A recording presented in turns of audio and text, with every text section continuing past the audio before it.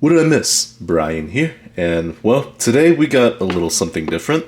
I'm struggling a little bit. Oh, come on. There we go. Today we're going to be giving an overview on the Action Army AAP-01.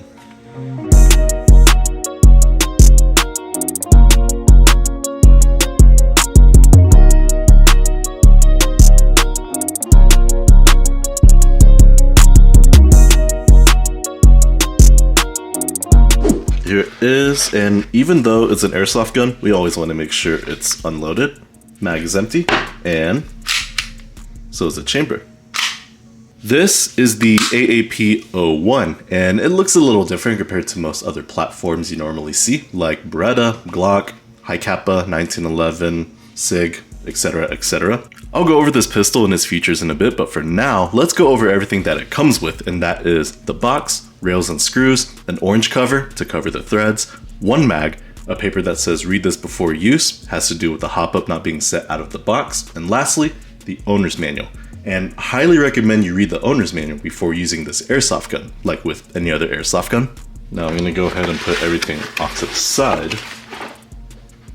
Going more into this pistol, like I said, it looks a little different compared to what you normally see. Like with the Glock, you see a box or a cube. With this, it's tubular. The entire upper is tubular. As you can see, it's round, and the lower is like any other pistol. Towards the front, you've got threads, and they're painted orange. Now, this is where you screw on either a tracer unit, an amplifier, suppressor, or even that orange cap. You got the front sight with an orange rod in the middle. Then if you look under, you'll see a couple holes, and this is where you add one of the rails. And if you look on the top, you'll see another set of holes, and that's where you put the other rails at. Now, this gun comes with two sets of rails. One is longer than the other, and you'll see that they'll work for only one spot, so it's pretty hard to mix them up. Then looking more towards the rear, you got the rear sights with green rods as opposed to the orange rod in the front. And then you got serrations towards the rear here. Now, most handguns have a slide that you rack back. This one has a bolt, and this is where you grip onto it. Just like that. And that's what it looks like when it runs out of ammo. Then going into the lower, as you can see, the safety is there, and right now it's showing red, which means it's live, and I can pull the trigger right now, but whenever I press the safety, I can't press it. And if I press it back on this side, I can pull the trigger again. You got the trigger that's identical to a Glock trigger. You got the bolt release, mag release, engravings on the side that say read instruction before use. And then you got the takedown button on the back. More onto the lower, there's a lot of detailing all over the place, and honestly, I don't know what to think of it. Like, you got this hex texture on part of the grip, and then on this other part, this little strip, the texture is pretty similar to like the Gen 3 Glocks. Then you got the peephole within the grip to see the mag.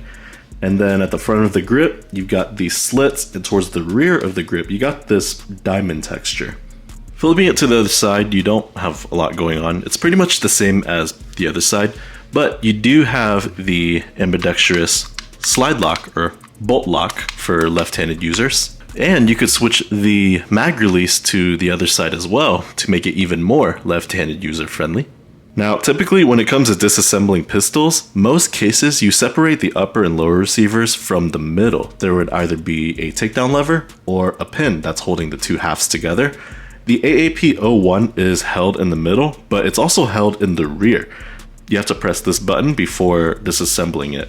So, press and hold it, lift, and in the middle it's held together like a hinge, and you just have to pull the two halves apart. Just like that. And to put them back together, you just do it in reverse. The majority of this AAP-01 is made of plastic. Both the upper and lower receivers are made of plastic. Now the bolt is made of metal, and it's pretty light. It's not all that heavy. Now, I don't have the mag in, but when I add the mag, then yeah, it's got a decent amount of weight to it, but for the most part, it's pretty light. Now, one thing that makes this AAP-01 unique is, well, I gotta pull the bolt back. There we go. If you look under the bolt, you'll see it has a fun switch. That means this pistol could fire on both semi and full auto.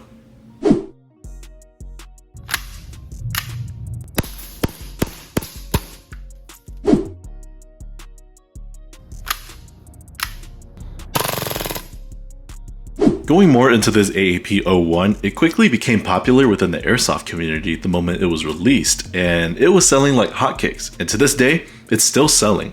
There's a bunch of aftermarket parts for this pistol now, as well as custom conversion kits, and in fact, you could even turn this pistol into a power drill.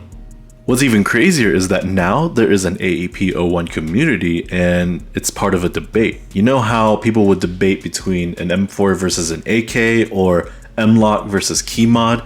Now it's AAP-01 versus high kappa. I'm not going to pick sides since I own both now, and in my opinion it's kind of dumb, but at the same time I understand it, but I'm not going to choose one or the other. I like them both. Both pistols have plenty of options for aftermarket parts, but I will say this, the high kappa is a little more expensive than the AAP-01. The high kappa is over $100, whereas the AAP-01 is $100 at most. I have seen them for a little less than that, like $89, $90. So the AAP-01 wins for being more budget friendly. And so enough about all that, let's see how this AAP-01 performs on the field. So I've used this airsoft pistol at two fields, which are High Ground Airsoft in Houston, Texas, and CavTac Airsoft in Fort Worth, Texas. First things first, you definitely need to adjust the hop up before using it, otherwise the BBs will just roll out of the barrel. I used green gas and 0.2 gram BBs, and in my opinion, 0.25s would work much better, but the 0.2s got the job done. On the field, one thing I noticed is that you can aim very easily while firing since the sights and the bolt are separate from each other.